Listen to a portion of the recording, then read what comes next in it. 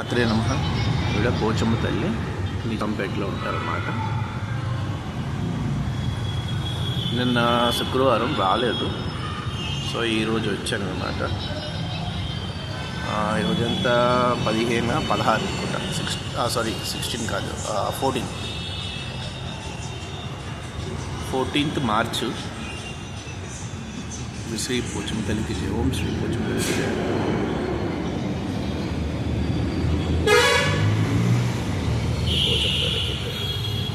శ్రీచక్రం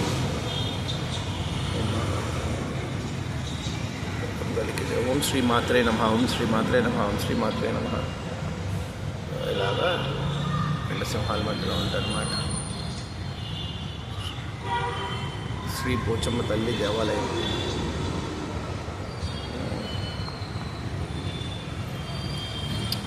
జై మాతాజీకి జై.